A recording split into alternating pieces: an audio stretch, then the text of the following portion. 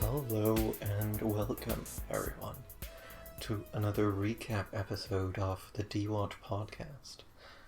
With you is me, Jorgen Smorgasbord, and of course, Jim with a G, who is me, and who drops rhymes on a dime. That's right. We're doing another very zen, very centered, very peaceful episode for this recap, and we've just finished season 5. I thought it was worse than season 6. Yeah, it was. I think it's just like, listen, this is not serious journalism or reviewing. However, it does just innately feel a lot dumber, you know? And interestingly, I think a lot less complex than season 6. Yeah. I guess we can partially blame that on fewer episodes and all that, but still. Like, we recorded the season 6 recap 2 weeks after we finished season 6. And this one we're recording kind of on schedule. Yeah. And I don't think season 5 has stayed in my mind as much as season 6 did 2 weeks ago after 1 week. To be fair, I do think we certainly got a lot of thoughts out during the Rachel, Jack and Ashley 2 recording. Yeah. No, that was 3 hours long. But, I think it is an interesting comparison, right? Because season 6, it's a lot of ups and downs, And, season 5, extremely entertaining at times. And I think, in particular, very fun to discuss in hindsight, as proven by the last episode. But also just, it is largely down, I would say, overall, as far as, looking at themes, looking at the construction of the episode. Yeah, no, it's quite vacuous. I think that's probably the best way to describe it, right? Nothing of it super sticks, right? You have smithereens in there to be hey, we're heading home. We're really doing something that's going to make you think. But it just does not stay with you at all compared to nearly any episode of season 6. I will admit, I do, every time we discuss season 6, I do keep forgetting Loch Henry from my review of what episodes were in that season. And perhaps that's something to point out. But yeah, otherwise, I don't know. It's just not a lot to deal with. It's a lot of very funny things to discuss, but also we're not really getting closer to truth in that. No, I think one thing that I guess I'm just going to throw out right now is that I'm starting to develop a thesis that I don't know if it's going to bear out at all, but having not seen the previous 4 seasons, I'm starting to think after having seen season 5, what if Black Mirror is not actually that meaningful on its own, but its entire sort of cultural staying power comes from going, someone should probably think about that, at technology. I mean, I think that is one of those themes that kind of comes back to us, is there's just a lot of missed potential a lot of the time. And I think there's a lot of these episodes where, no, the things they discussed are pretty much all there is to say about this thing. But a lot of the times, we have so many episodes where, fundamentally, our most brutal criticism is just a lost potential. I think, I don't know, my vague memory is that it gets less like this the earlier we go. But I'm not confident, because you have to realize I probably started watching Black Mirror when I was 19. I didn't have a good brain back then. I don't have a good brain back now, but interesting. Anyway, I don't have a good brain now either, but a 19-year-old brain, I think can excuse all this sort of stuff a lot more. Yeah, no, and I'm sort of mulling over the missed potential notion in my head, and I'm starting to think what if that is the heart of Black Mirror? What if Black Mirror isn't about discussing one thing with any degree of rigor, or even like coming to any particularly persuasive conclusion, but rather just like tossing more than I think most convention dictates at the audience and going like, you think about it. I think that's an interesting perspective, but I also feel like Black Mirror a lot of the time comes in with a tone that says, no, this is concluded from the start. You should know that, for example, social media is bad, and that's just an absolute truth. Like, it's in its construction, I do think it's begging the question a bit on a lot of these sorts of issues. But it varies, right? I think like one of the things that really strike me about season 5 is how I don't know if this is too hard, like going too far. I think season 5 was more entertaining than season 6. And I'm trying to exclude Beyond the Sea because I think that weighs it down too much. And I'm giving it a bit of an easier go here. I'm steel manning, but like in the sense of cheating. But like season 5 does not feel like it wastes as much time, and it feels like there's stuff going on, and genuinely is quite funny a lot of the times. I'm torn on that because like Smithereens I don't think has like it has funny moments, but I don't think it's like particularly deep in its humor. Rachel, Jack, and Ashley too. Just like it is, just like extremely funny. It's like it lands that part of the genre quite well. Striking Vipers then being sort of like the deciding third is hard, right? Because there is sort of dubiously intentional comedy in there. But yeah, but it's not a lot, right? Like, I think back to Striking Vipers, and like, there's honestly only a few scenes that are like genuinely constructed jokes, but a lot of very funny moments that come from the actors just having clearly a lot of fun with their roles, and sort of like the meta stuff around like, oh my god, like, this man can't stop fucking his virtual best friend. Yeah, and that's what I'm thinking, right? Like, that's there, but, like, to really see it, I think the rewatch really sort of put us in that position. I suppose there's just that we've poisoned our own well a little bit. You know, because, like, I didn't, like, I didn't watch it the first time, like, expecting comedy, and I wasn't like, oh, yeah, no, this is hilarious. I was like, trying to look for the depth, and then, you know, it's one of those things where, like, a spoiler enhances the experience. Like, knowing what's going to happen means you don't have to pay as much attention to, like, making sure you, like, follow the plot, understand its mechanics, understand what's going on, but, like, you get to sort of soak in the experience more, and the experience is genuinely quite funny. Yeah. But like if you're distracted by trying to like really parse quite closely, you're not gonna get that. It's I think sort of my personal experience at least. There's some truth to that. Yeah, like to me, I think it's very interesting because I have in a way the opposite experience. But the first time I watched Striking Vipers, I think I came out of it like genuinely like a little bit angry because it was the moment where I think Black Mirror finally like broke for me. That's a key one.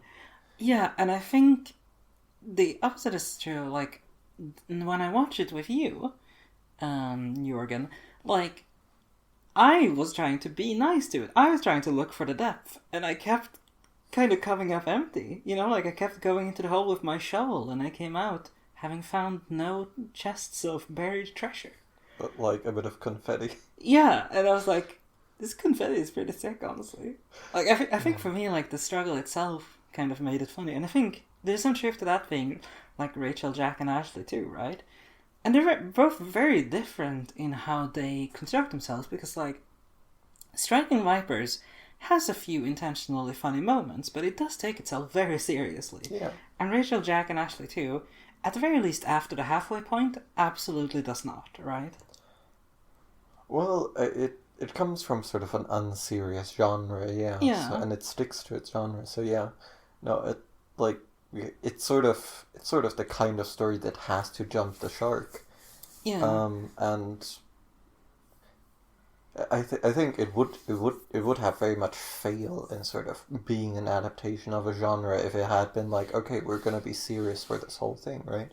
Because the sort of like escape into the fantastical is very much a part of what it's like, and you know it takes its genre seriously, but not its contents. I think also, like, the thing that, as I'm meditating on this, the thing that really strikes me about this season is, like, a couple of things, right? Like, there is the entertainment value and the relative vapidness of the entire thing. But I think also, like, an interesting thing is that would you say there was a single stupid twist this season? Because it barely feels like there was a twist this season. And that's kind of like a shocking comparison to season 6, right? I mean, I guess the big twist we get is is Rachel, Jack, and Ashley too.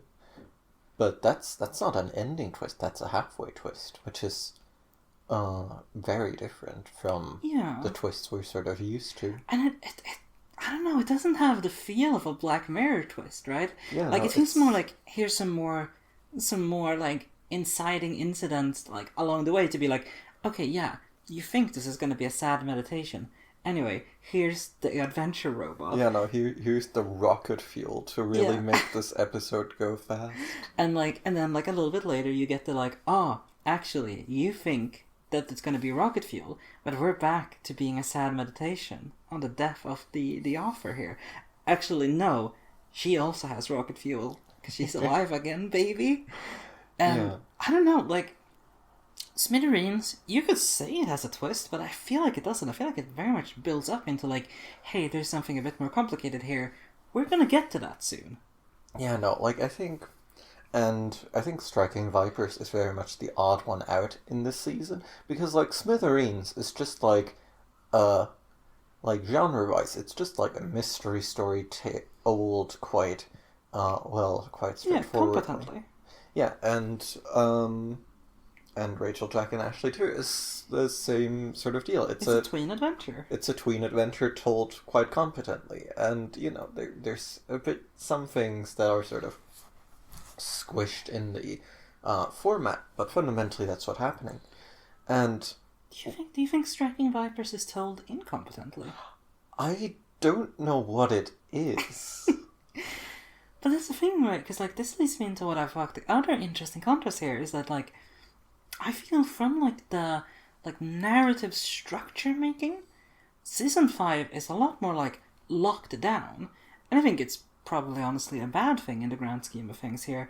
But like it very much feels like, yeah, these stories were written by people who knew about the hero's journey and like fiddled with it at points, certainly, but like very much knew what they were doing and were committed to being like, okay, this is not gonna deviate from the genres it's born from.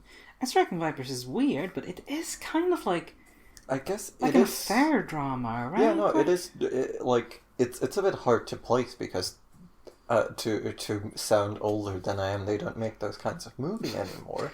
But like it is sort of from a dead genre, but it is like, oh, yeah, no, there's an affair, and you know, it's just sort of like an emotional affair drama. Yeah, it's a story about a suburban man's guilt. Yeah, no.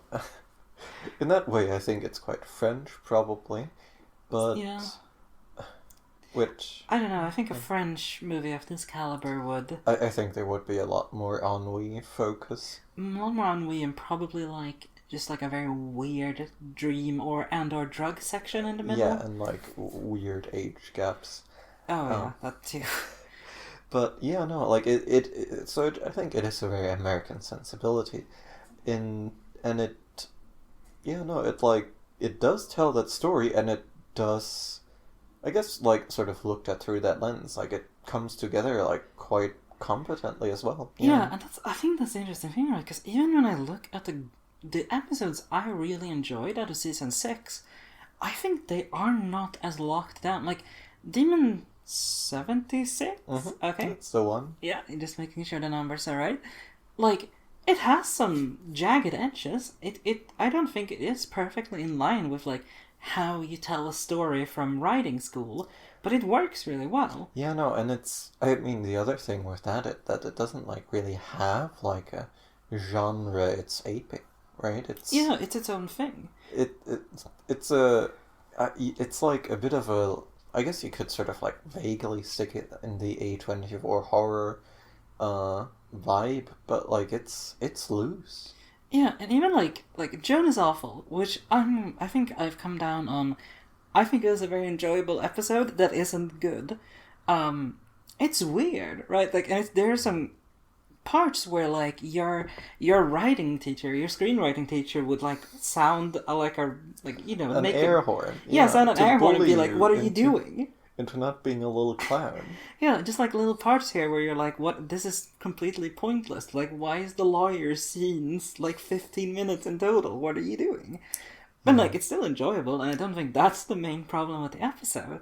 But this is an interesting comparison to season 5, where everything feels like, yeah, this makes sense that you would have this scene, and it would be this long, and it would address these things, and it would set up these things. Like, it is written by the book, by and large. Yeah, no, like, this is the structuralist season. Yeah, it's really interesting, because then it also just kind of completely misses the mark on, like, having things to say and or interesting little outliers, right? Yeah, well,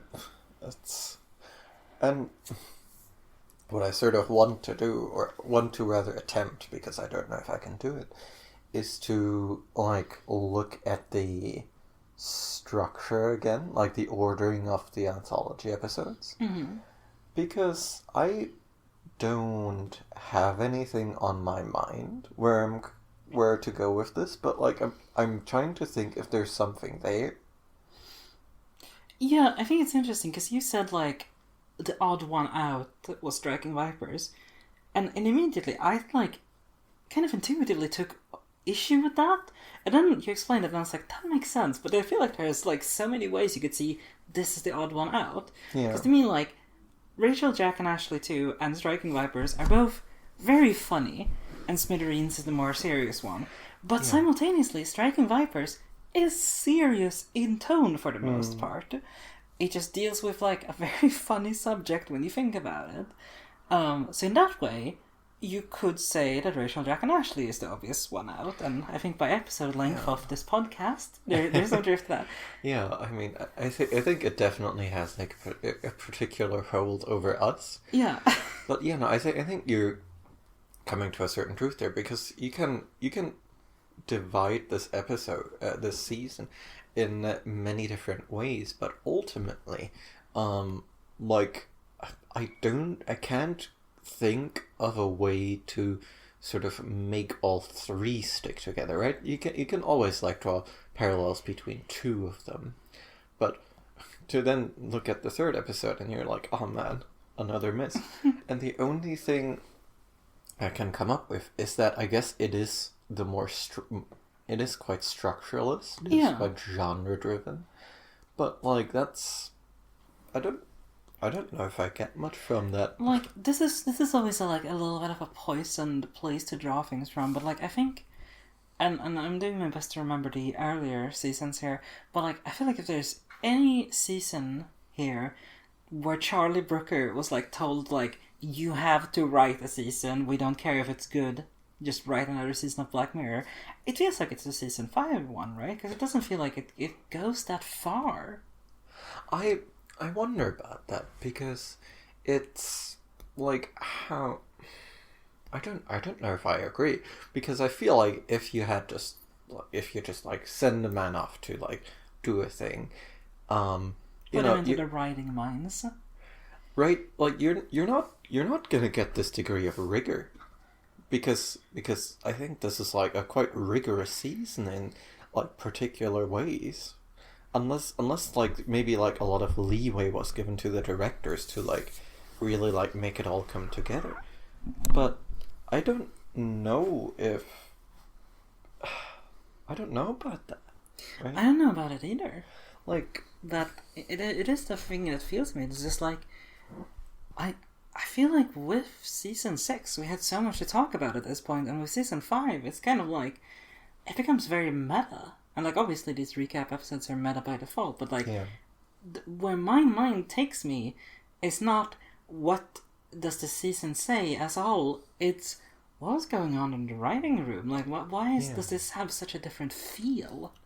I mean, I guess to at least try for like one trend, you do sort of have a progression from like an extremely Black Mirror episode with Striking Vipers, and like, ooh, it's technology and it's people cheating on each other, right? Those are the two cornerstones, yeah. Well, I think two cornerstones that are enough to like hold up a Black Mirror at least. Then you have Smithereens, which is like it is quite Black Mirror, but it's it's fully grounded. Yeah, it doesn't have that extra edge of like sci-fi, right? Yeah, like it is dealing with technology. One must specify here because that's very important, but not to the point of like, oh yeah, everyone is wearing AR glasses beaming social media into their irises 24/7. It's trying to exist in reality at a certain time, and then you have Rachel, Jack, and Ashley too. You sure do.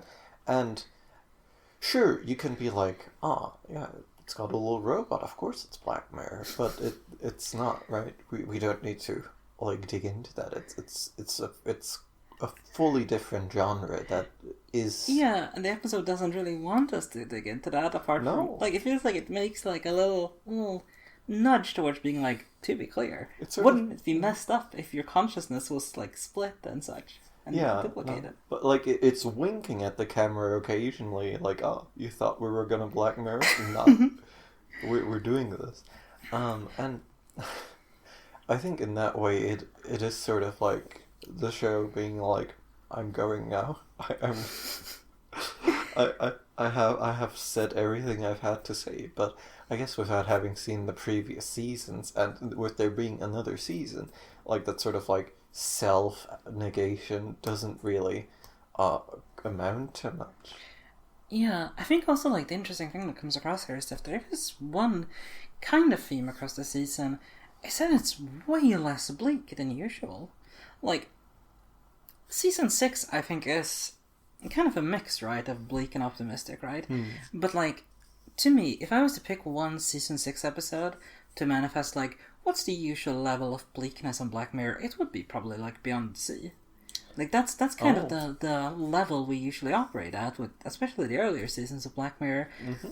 And season 5 is, like, it's downright optimistic, right? Like, it says, hey, dude, you can flip off your music-producing evil aunt, and that's gonna, like, be good, and then you can play punk.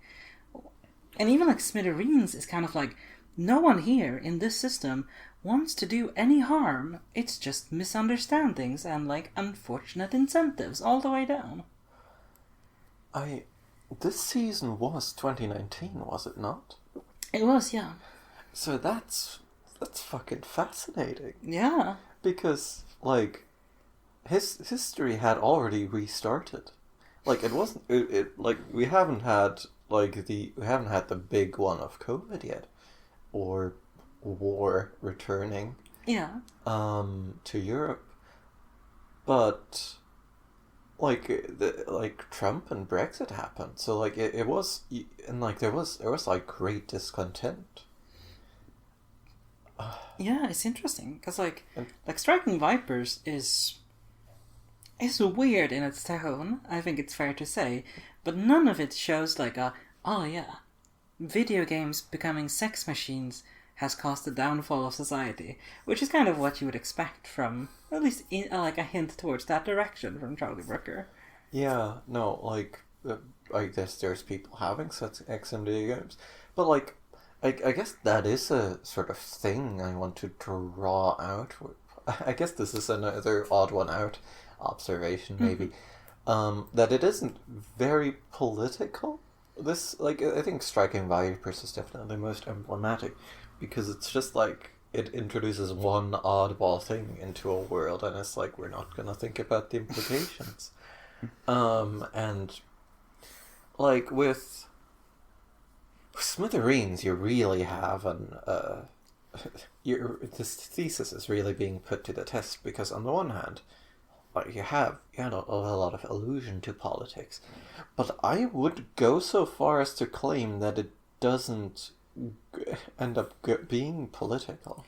Yeah, because there's no like we bring up a little bit of like misinformation in Smithereens, but like very slightly, and there's no allusions to this like fitting into like a political context. Yeah, and it's not like, you should probably like break up big tech, or like, your phone should probably be less addictive, but like that's about as political as like that's a truism.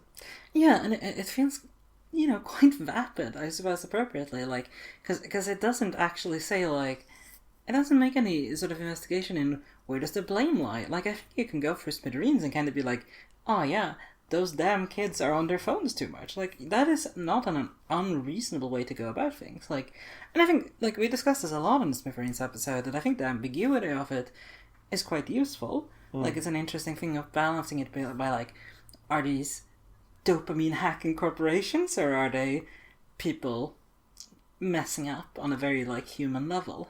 Yeah, but like it's sort of like it's another case, and I feel like I'm starting to sound like a broken recording.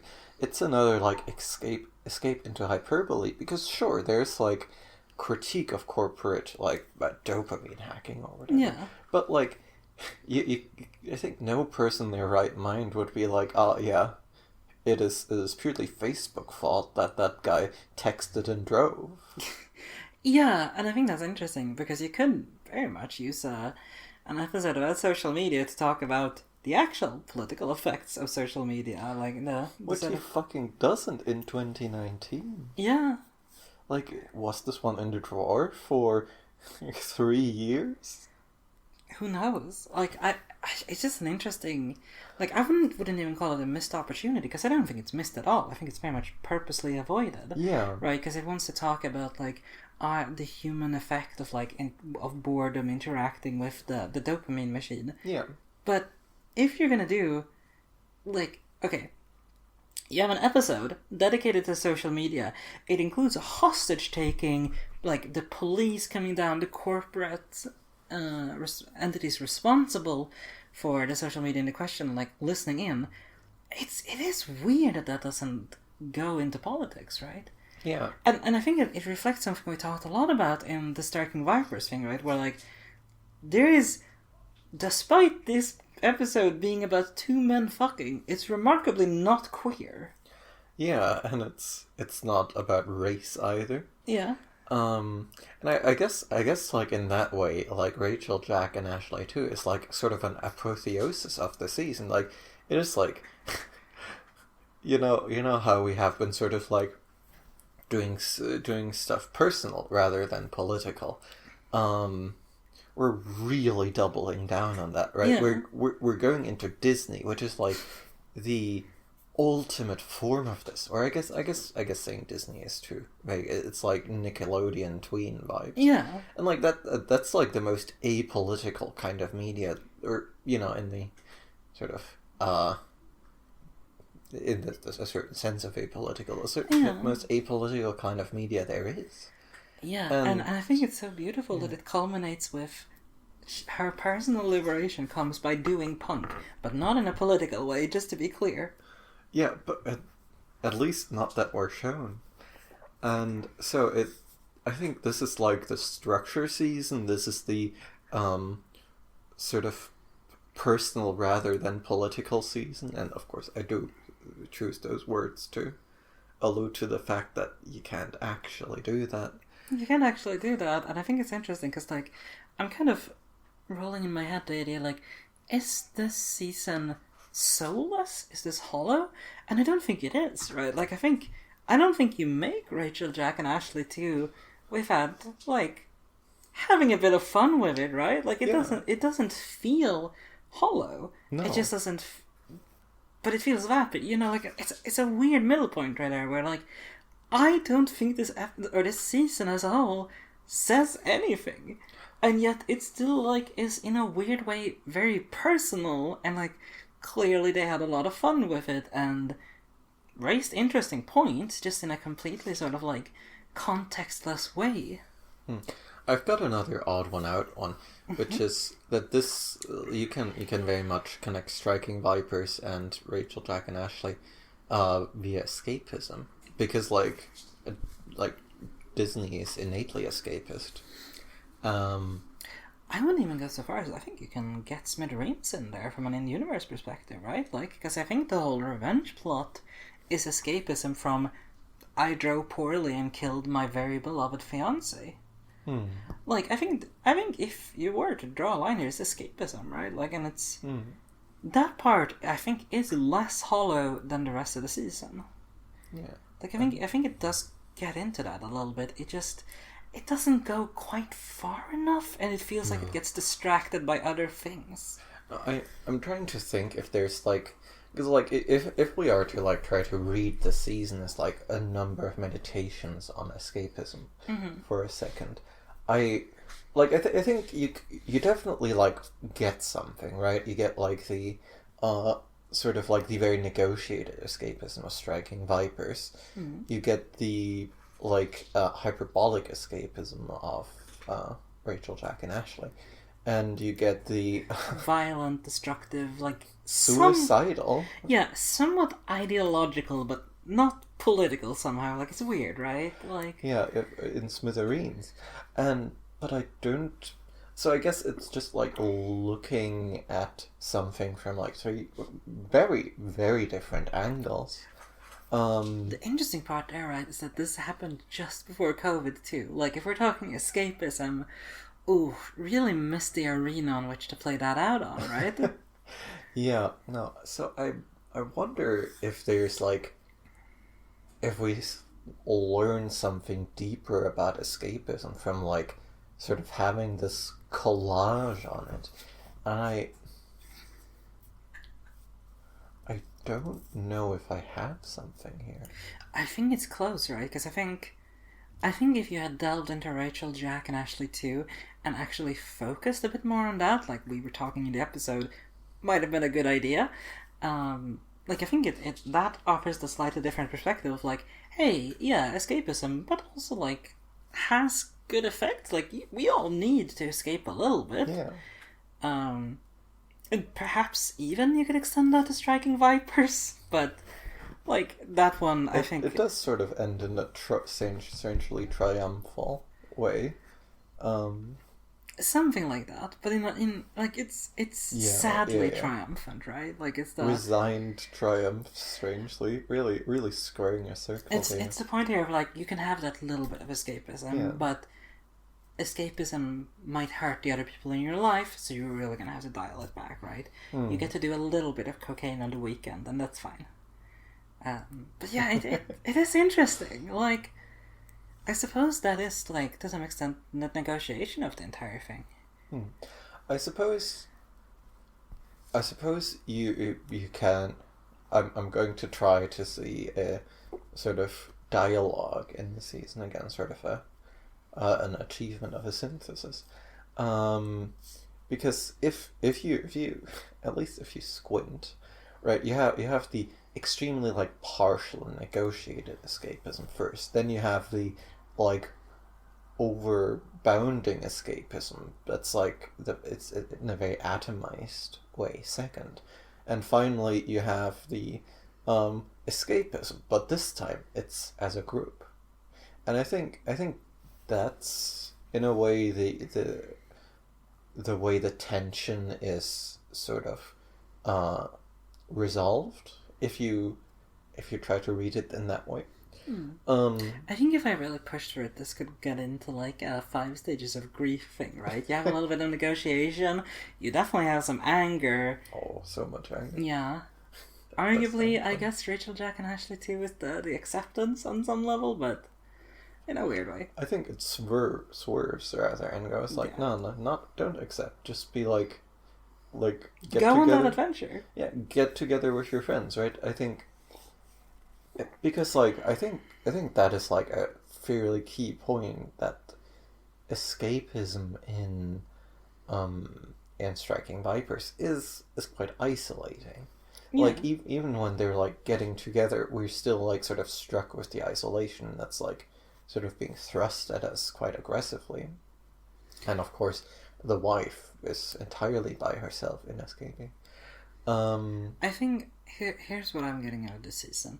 I think it would be very funny if they switched the protagonists of Smithereens and Rachel, Jack, and Ashley too. Like, you have this sister duo kidnapping an intern from the social media company, and then you have this like 45-year-old man, very, very scrunkled up, going on an adventure with the pop star. See, I thought you meant like swap the two adult men. So just have the most uninspired, sort of absent-minded kidnapper with the dad being transported, and then just like have, instead of this sort of absent-minded dad, just have like the frantic presence of Andrew Scott. It would certainly do something, wouldn't it? I do love the idea of Kevin, the dad from Rachel, Jack, and Ashley too, kidnapping someone to get money for his mouse murdering invention. Or, to just like get it some exposure. Maybe that's what we needed. We just needed to like take all of these ideas, put them in a pot and stir for a bit, and then see what we drag out, Like, I think maybe that sort of interaction could have benefited them a little bit.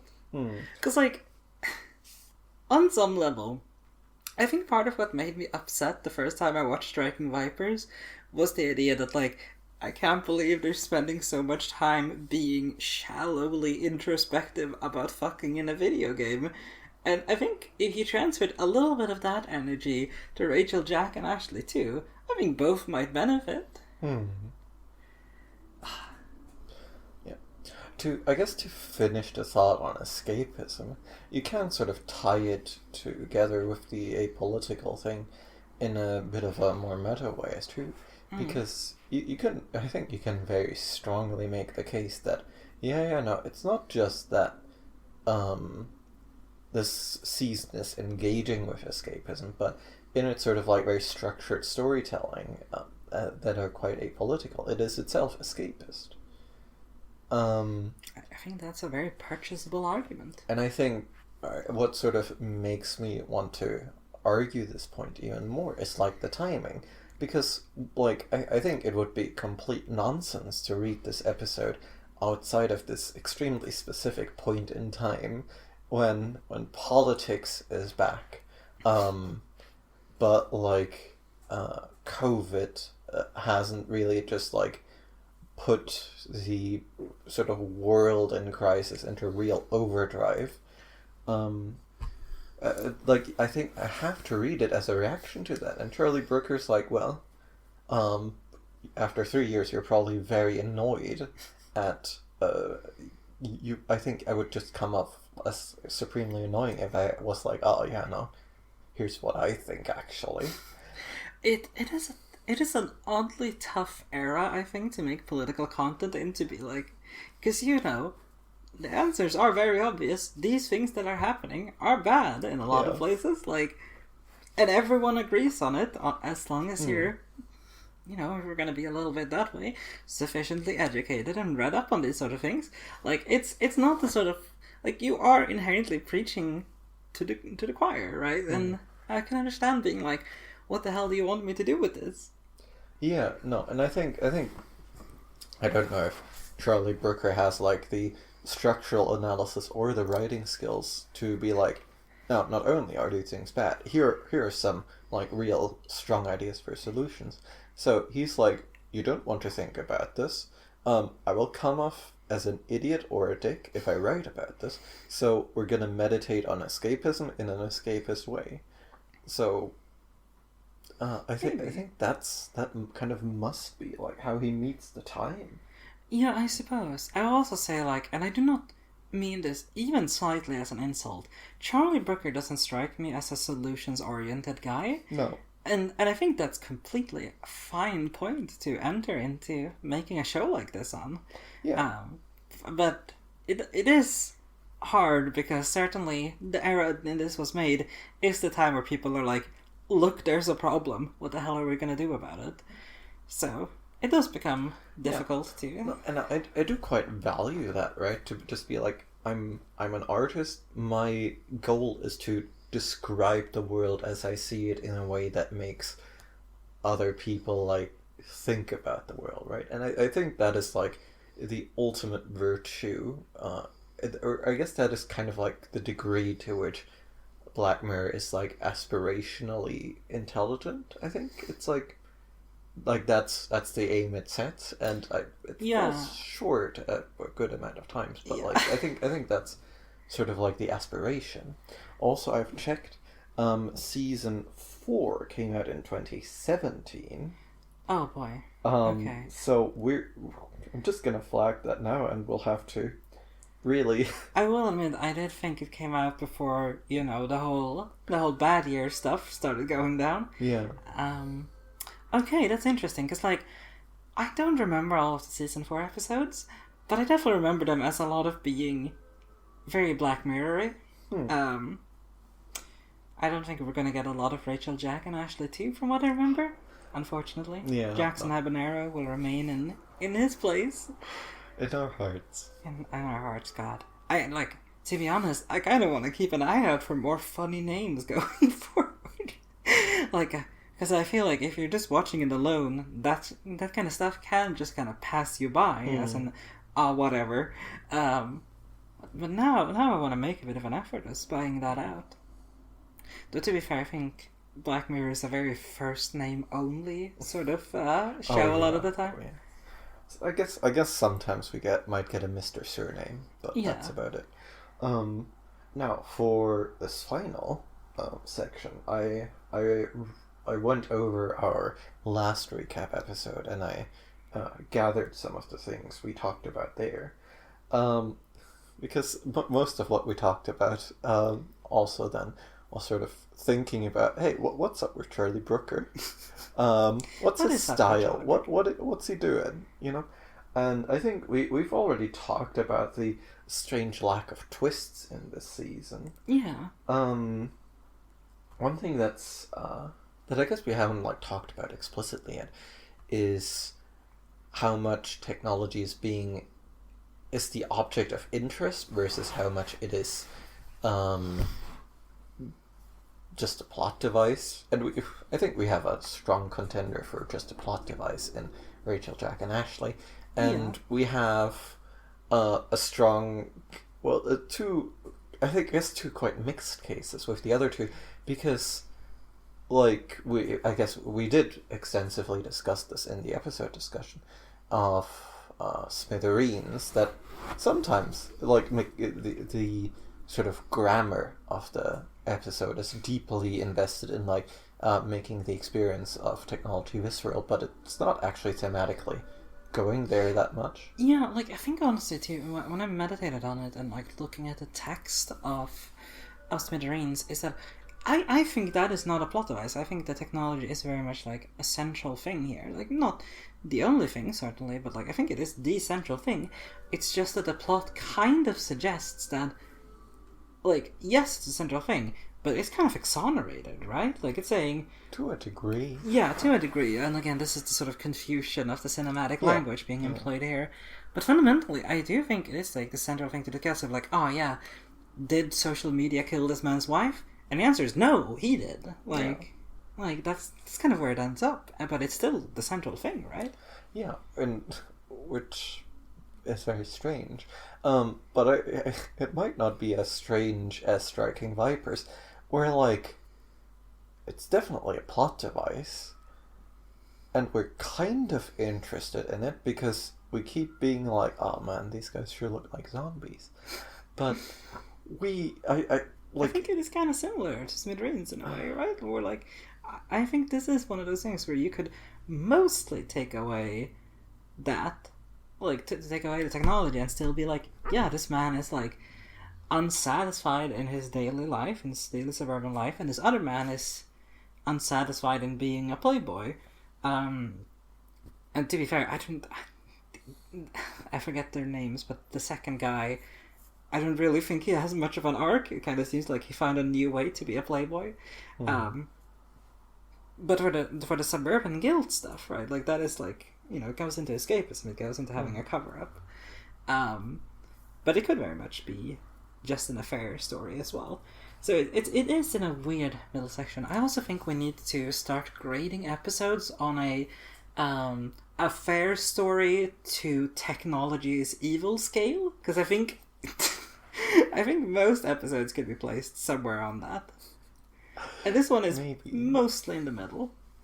Yeah, no, I think we do just end up with like a certain degree of like, it's not the technology, it's what we do with it place in this season, which is a very strange thing for Black Mirror to say. I think, here's the thing.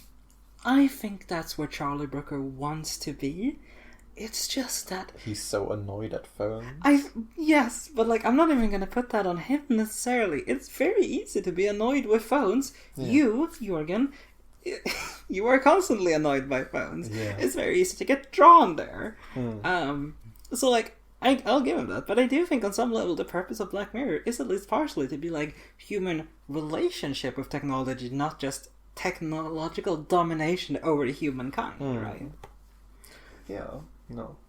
Like I don't think Charlie Brooker wants to write phones as demons. I just think it happens. He's just a bit too cranky.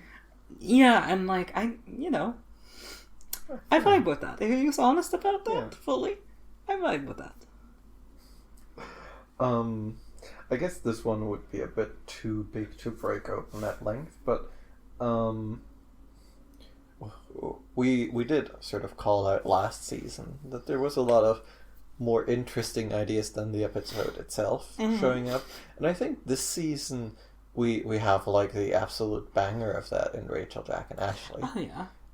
Which, to be fair, I think that isn't quite coherent with this particular quibble, because it's so strangely about the genre. Yeah, I think the fundamental thing right there is like something like Beyond the Sea tosses a lot of good good ideas for reflection out the window and focuses on one. Rachel, Jack, and Ashley puts them in front of you, says, "See all of this good stuff? I don't care. We're doing adventure." Yeah, and I think like we can fault them for not like getting emotional with it, but I don't think we can fault them for like having like tween story like a tween story level of engagement with technology in a tween story, and so in that sense, I think it's a bit excused. I think the big one here for me is Striking Vipers. Yeah, because there's so much shit about gender in there. There's so much shit about like the world implications of this, about just like the existence of this technology in any way, shape, or form. Even the thing that really makes sense, like this came out in 2019.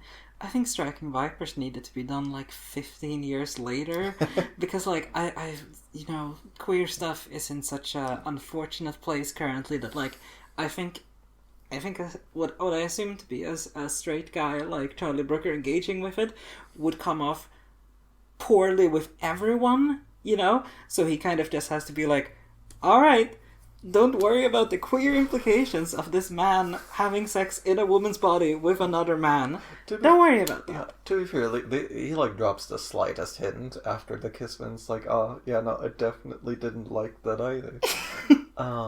But yeah, no, I think also just having like, oh yeah, no, you have access to like a whole nother person's qualia, right? To a whole nother person's like lived experience almost, and it's not a real person either, by the way. And like, that's just sort of tossed aside as well. Yeah, I think the problem with that does actually fall back, because I think here's the thing: if you wanted to get into like, oh yeah, I'm in a completely different body, completely different sense of perception, it would kind of have to fold back to gender, because if not, its absence would be very obvious. Like, imagine if the guy who's in the other guy's body like goes on a whole thing, and then the guy who's in a woman's body goes, "Yeah, I'm not going to talk about my stuff because that would be strange for our viewer base." Yeah, no, and then we have Smithereens. Yeah. Which, like, it's quite uninterested, I guess, in some things that I think it should be interested in, and I think that's kind of all I have to say about that. Yeah, like, I mean, right, it makes its point semi-coherently at best, and I don't think it's the most interesting or the best point to make, and it's yeah, it's just kind of there, right? Like, Yeah. it doesn't flirt with it the way Rachel, Jack, and Ashley do, and it doesn't stonewall it the way Striking Vipers does. It just kind of lives with the emptiness. Yeah, which I guess brings us very cleanly into themes, because one thing I've sort of stopped doing this season, is going like, what if this episode is just sort of a meditation that goes like, man, this shit kind of sucks. Because I was pretty proud of like drawing that out of Loch Henry back in the day, and now I'm like, oh man, I think it's less of a like conclusion than it's just me identifying like an undercurrent that's just sort of flowing through Black Mirror in general. Yeah. And I don't want to excuse it anymore. I don't want to like vindicate it as like a particularly trenchant observation. It sounds like your opinion of Black Mirror has like consistently come down over the course of this podcast. I mean, this season was just really bad. Yeah. Like, I think that's probably the consensus. And we started off in like a fairly interesting place that was saying something, and it was like, ooh, this is messy, but like it's something. But there are only so many times it can messily hint towards more interesting stories before you go. No. I think we had two straight up like strong episodes with Jonas Awful and Demon 76, and they just set the bar too high for like being meaningful, being political, being like substantive, and now we're just like treading water. Yeah, I think that's also probably fair. Like, yeah, I don't know. I just think I do like the way you reflect on it makes it sound like, looking back on Loch Henry, you gave it perhaps a bit too much credit. Well, I think it's hard to say. I think I may have given it too little consideration in a sense, because like if oh man this shit sucks, it's just like extremely like baseline sort of grinding undertone in so much of Black Mirror. Like either you're like, okay, this is just like something we're really thinking hard about, which I don't think it is. Or you have to like find something else in, say, Loch Henry to be like, this episode is about something, and we didn't do that. We didn't manage. We gave it a good shot, and I was like, I think I'm quite happy with this. And looking back, we should have. I don't think we were finished. We should have kept digging, and maybe we would have found nothing. But what we arrived at ultimately, I think, was, in retrospect, not substantive enough. Perhaps. I think, like, also just reflecting on the theme of this shit sucks, it's perhaps a little bit over the course of perhaps a decade or so of video essays and a similar media that kind of goes, like, wants to deconstruct things and wants to point out how everything's bad. It starts ringing a bit hollow, Like, yeah. It's very easy to do that. Yeah. It's very easy to CinemaSins Black Mirror in particular, but like really any show, any piece of media. And I think that I don't think that helps necessarily. Yeah, no, and yeah. I guess we can skip over the point of affairs because we're like, oh yeah, no, Charlie Brooker still likes them. Yeah, there's more coming. I promise. Yeah. No, so that's just like still going strong in that one. There is a part of me that wants to know why. Like, it seems like such a central point. Because, like, I don't want to draw any conclusions about, like, oh, yeah, he was probably like his wife probably cheated on him or whatever. Because I don't think so. I don't think necessarily that's at all true. But I do think it's interesting how much focus is spent on like affair storylines. You know? Yeah. No. Maybe he's also got a certain like degree of missing when mid-budget movies were being made. I suppose like affairs are fundamentally.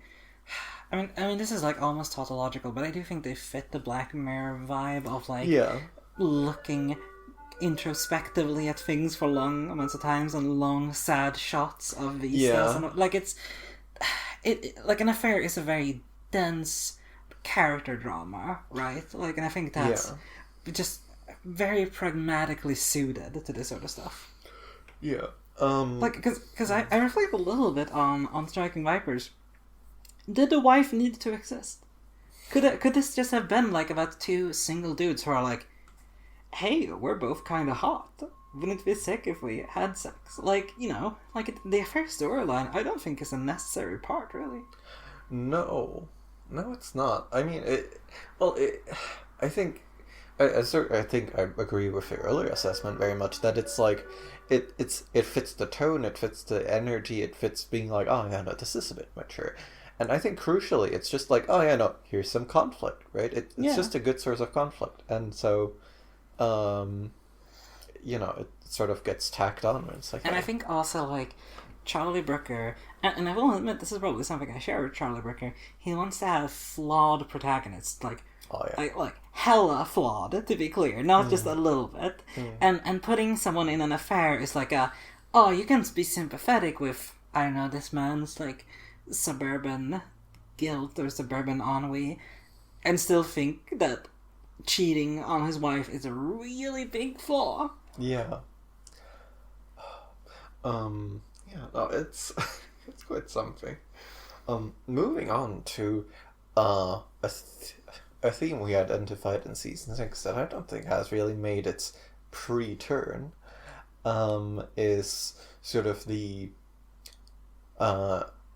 burn it all down sensibility versus the this shit sucks sensibility, like that sort of like tension between like this is not sustainable or we need to embrace fatalism. Yeah, I don't think anyone ever brings it up, right? Like, there's not. I think I talked about this in Striking Vipers a little bit. Yeah. There's never any suggestion here that like this man is unhappy living in the suburbs in like a normal like nuclear family situation. He could just leave. Like that's. He doesn't. Yeah, he doesn't. It's not even brought up, but like they could just get a divorce, be like, "Hey, I'm sorry. Like I love you, but this life is not for me. I'm gonna do something else with my life." It's just like a no. You have to be a suburban house dad. I think that tension is just very much resolved in the. Okay, let's see. Striking Vipers, definitely just like fatalist to the bone. Yeah.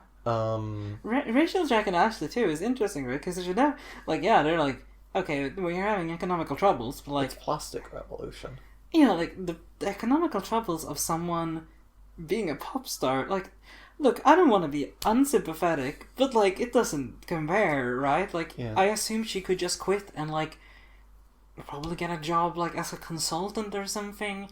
Like, it's boring, and like she could do music on her free time, but like, you know, she could probably get off and just like live in luxury for like 5 years before the money dried up.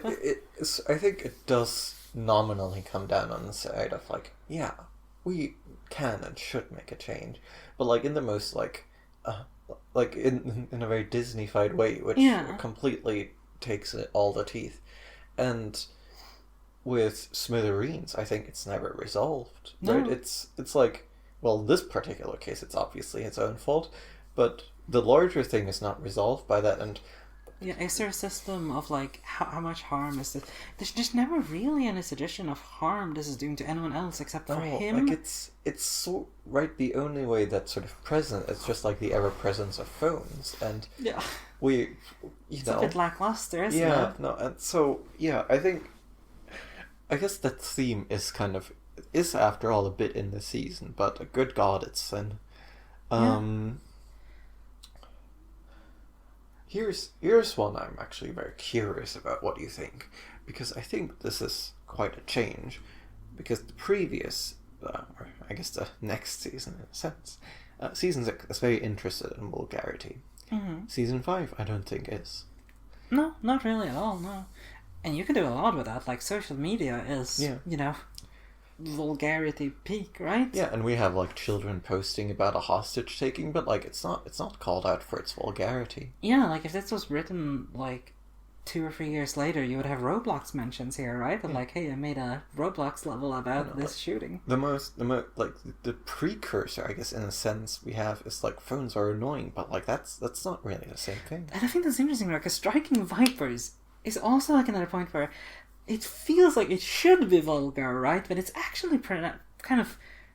The cinematic language is that of like high prestige character drama, right? Like it has no vulgarity to it whatsoever in a weird way. Hold on, I guess there is like just like a hint of it with just like showing the zombie fight state. I suppose, yeah. There is also I even fucked Tundra, the polar bear character, but that's like a moment for a laugh, right? Yeah, no, but like fundamentally, I think just like going like this, there is like just a hint of displaying technology as vulgar, but it's not. It is not that prevalent, and it doesn't feel like it goes anywhere, right? No, like... it's just I guess he's sort of like he hasn't figured it out yet here, right? It does feel a little bit like a placeholder of like, yeah, they look like zombies when they're having great sex online. We'll get back to that and make something more of it, and they just kind of never did. Yeah, no, and I guess he gets into vulgarity. I guess he really gets into sexual vulgarity in Loch Henry. I suppose, so, yeah. In a way, he did get around to that. But yeah, no, it is markedly absent here.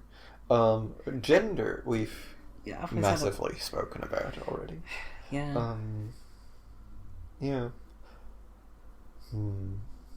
What else do we have? We have we have side characters with strange vibes, which we're going strong with. Oh yeah, Kevin. We have Jackson Habanero. We have the worst dad in history being never confronted.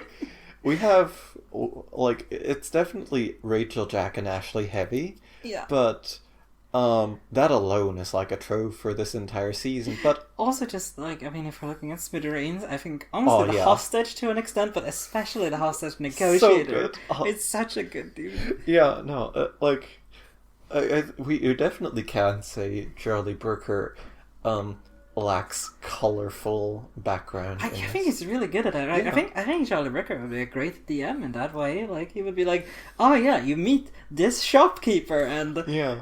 You know, he's a bit of a like pervert, also like just has a weird vibe to him. You know, he's like, having an affair, and you somehow intuit this within 5 minutes of meeting him, and like, it's going strong. We've got another, I think, strong piece of continuity actually, which is Charlie Brooker's love for the put upon everyman, which Smithereens is like truly shines. Smithereens is the gold standard almost. Yeah. I think he is so put upon that he ceases to be an everyman even, but he somehow still sort of like manages it. Striking Vipers is very opposite, right? Because he's so insanely calm about all of this for the most part, and yet he still feels put upon. Yeah, he feels put upon, but he feels dead inside. Yeah, no, that is very interesting. It's such an interesting contrast, right?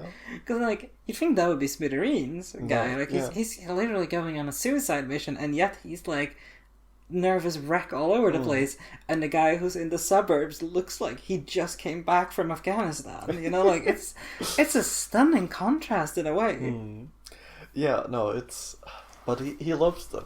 He that is definitely his way of being like, yeah, no, this could be you. You know, imagine yourself in the shoes of Mr. Cybersex having a weird affair. And it's just me, so for real and all. Yeah. And of course, the dad. Yeah, the dad. I mean, like, the dad... God, we need... Look, I know neither of us believe in tier lists as a, like, artistic form worthy of consideration. But for side characters? For side characters, I think we need to. There's Yeah. like so many, right? Like we have the weird pervert man in Demon 76. Like we have obviously Kevin. I'm so sorry to say that I don't think Jackson Habanero gets to be on the tier list because it's just his name. And while that's great, I and think used that, I to think great that effect, still earns him a low rank. Okay, that's with, fair with like enough. a star for merit, and also just because I feel like it. Remember the annoying vegan roommate from Maisie Day? Yeah, who shows up in the first 5 minutes and then Yeah, having and gone. he does show up like twice, I think. Yeah. But yeah, no, it's he Do loves we putting count- weird little guys in there. Do we count, like, on a meta level, the kid from Beyond the Sea? Because it's just like, why are you here? No, he doesn't have traits. He We doesn't can't have do traits, that. but, like, in a meta sense, it's such a fascinating decision, you know? Is But, yeah. Salma Hayek on the list? Well, she didn't make a return, so if she were, I guess we would have to gravely note that she wasn't here this time. Damn. I guess one thing that I'm just thinking of now is like the intermittent like prestige casting call choice they get, which is like, oh, we have an Andrew Scott this season, a Miley Cyrus this season, also an Anthony Mackie this season. Though I this was already post Captain America, I think, actually. So I think he already had that sort of second-hand Marvel prestige. And, last season we, of course, did have Salma Hayek. We did have Salma Hayek. We sure did. We did have, I forget his name, Aaron Paul? Yeah? The Breaking Bad guy. Yeah. Was it like Kate McKinnon or something that was Salma Hayek's, like, next level? No, it was someone even better, I think. I think it was... Oh, I can't... Also, like, the actual protagonist Yeah, for most of Annie that episode. Murphy. Yeah. Yeah, no, we're definitely still... This season, actually, even more than the 6th, is just like... It's dense, It's studded. It's got its cast nailed, alright. Like, to be honest, the Miley Cyrus thing, I think, is just very funny. That, like, they didn't think they'd get her, and then she was like, yeah, I'd love to. And they were like, okay, let's go. Yeah, it's just very charming. Strangely, like... I feel like Miley Cyrus has a bit of Salma Hayek energy in a very sense that I know maybe it's just that Jonas Awful and Rachel, Jack, and Ashley have like similar frantic energy. Yeah, they are sort of equivalent, right? In the positioning of the. And both times they got just like a very famous lady to like really be in the show. Honestly, when I reflect on season 5, I'm kind of sad we didn't have like a Macy Day equivalent, like something that is as bad as Rachel, Jack, and Ashley too, but takes itself super seriously the entire way through. See, I think that's what we get from having 3 episodes only. Yeah, no, I understand that something has to go, but like, yeah, that one didn't have much star-studding at least. I don't think so. No, I guess that's another like 3 versus 5 episode phenomenon. Makes sense, yeah. Ups and downs and all that. But God, like, just, like, yes, there's a lot of enjoyment in watching those individual episodes that are bad and they kind of know it. Mm. But it's so much better when they really think they're doing something. Like in Macy Day, right? Like, Macy Day had so many flourishes that are like, God, I'm gonna nail this one. And then everyone was like, this is awful. Yeah, I mean, I do also just mourn the lack of twists on some level, because, like, they in themselves are just, like, such a huge part of the entertainment, for mostly ill, but, like, sometimes good, in Black Mirror. Yeah, no, it's a very strange season, I would say. Yeah, like, I think it's almost a shame that we encountered it so early in our D-Watch journey, because, like, I feel like having more quote-unquote standard Black Mirror to compare it against. I feel it, though. I feel like the formulaicness and, like, the sort of, like, vapidity of themes, right? It's just, like if with you here to confirm, like, no, this is not normal. I'm like, yeah, no, like, I can see this. I see this, I perceive it, and I don't need, like, that much context to be like, this is weird stuff happening here. Yeah. So I guess in a way, maybe it's good then that we get this like clearly. Black Mirror has a lot of different legs to stand on. It just usually stands on the same leg, and now we get the alternative. But yeah, no, like honestly, just like to, I don't have really some much substantive anymore to carry over, unless anything from the list enthralls you. It's only the one about like I didn't have a lot of memories of how this was going to end up going. But I do think it's interesting that we did not at all carry the US versus Britain stuff forward in this episode, right? Like, because like Britain in Smithereens is a bit goofy, but like the US in Striking Vipers is dead serious, right? Like it just seems like the universal default for human existence in that one. Yeah, no, it's I guess it is still a Netflix show. Yeah. Which it probably balances out by having a bit of a multinational team, I would imagine. Yeah, no, but it's gonna stop being a Netflix show eventually, and that's gonna be interesting too. I mean, if it survives that far. Or do you mean as we're going backwards? As we're going backwards. Gotcha. Yeah. Time is really hard on this podcast sometimes. Yeah, we've really maneuvered ourselves into a position. Yeah, because I will admit, I don't remember most of where the episodes are set. Like, there's a few standouts where I'm like, oh yeah, that's very US and that's very British, but like, for the most part, it's just like a little bit in the middle. Yeah, but I guess to summarize, Yeah, what's up with season 5? What were they doing? we had...